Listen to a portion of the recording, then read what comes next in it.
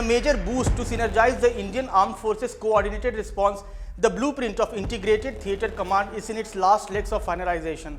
This concept emphasizes on the continuity and streamlined approach of all the three branches of defense forces in the face of enemy's attack on India.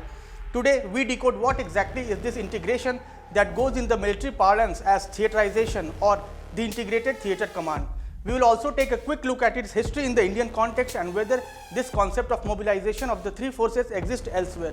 But before that, don't forget to like, share and subscribe to Oneindia. Combining the resources of all the three services, that is the Army, Navy and Air Force under a single commander to secure a particular geographical area is known as Integrated Theatre Command. The goal of the Theatre Command system is to increase cooperation between the three components of the armed forces. A unified command will be established and headed by a single commander in place of separate commands or commanders for the Army, Navy and Air Force.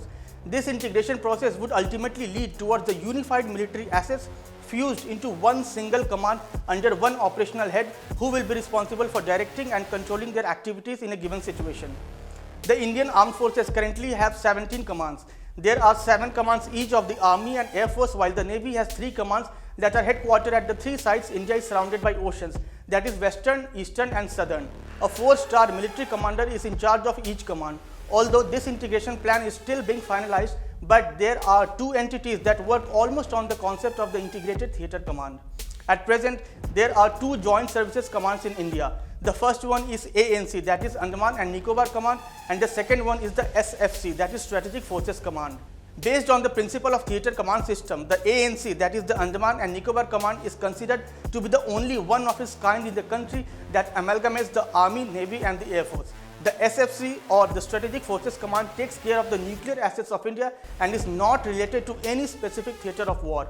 Set up in 2001, ANC is based in Port Blair and is led by officers of the 3 services on a rotation basis. The command covers India's strategic interest in Southeast Asia and the Malacca Strait. The recommendation to create such unified theatre of command was put forward first by the D.B. Shekatkar Committee after the Kargil War. It had recommended the creation of 3 integrated theatre commands, that is Northern Integrated Command for the China border, Western Command for the Pakistan border and Southern Command for the maritime role. In 2019, the appointment of the CDS, that is Chief of Defence Staff, and the creation of the Department of Military Affairs were 2 momentous steps towards the integration and advancement of defence forces. After General Rawat was named Chief of Defence Staff in January 2020, he met with the Vice Chiefs of the Armed Forces to brainstorm potential designs for these commands. The current CDS, Lieutenant General Anil Chauhan, has also made the theatrization his top priority. The current theatrization model under consideration seeks to set up at least 6 new integrated commands. The first phase involves the creation of Air Defence Command and Maritime Theatre Command. The Air Defence Command will control air defence resources of all 3 services and will be tasked with protecting military assets from airborne enemies. It will be headed by a top 3-star Indian Air Force officer and will be based in Prayagraj. On the other hand, the Maritime Theatre Command will be responsible for securing India from seaborne threats and will have Army and Air Force elements. It will also be headed by a top 3-star Indian Navy officer and will be based out of Karwar, Karnataka. Ultimately, India is expected to have 3 other integrated commands to secure its western, northern and eastern fronts. Additionally, a logistics command is in the works to avoid duplication of efforts and resources.